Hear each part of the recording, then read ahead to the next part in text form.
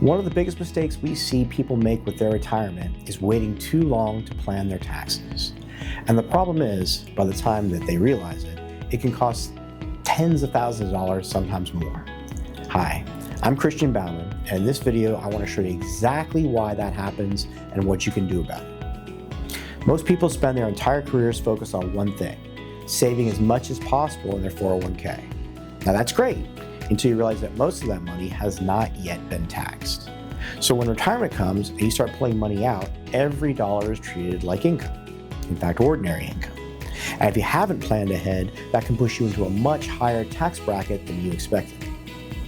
This is becoming even more important right now because tax laws may change over the next few years. Now, while no one can predict future tax laws with certainty, there's a real possibility that tax rates could increase, especially for higher earners. So the window to take advantage of today's lower tax environment may not be open forever.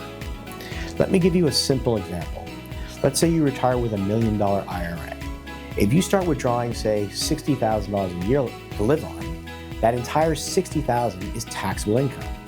Now add in Social Security, maybe some investment income, and suddenly you're in a much higher tax bracket than you expected. Now compare that to someone who planned ahead. They moved portions of their money into a Roth account over time while they were still in a lower tax bracket. And so when they retire, they can pull from both taxable and tax-free buckets. This allows them to control how much they pay in taxes each year. Same savings, completely different outcomes. This is what we like to call tax diversification.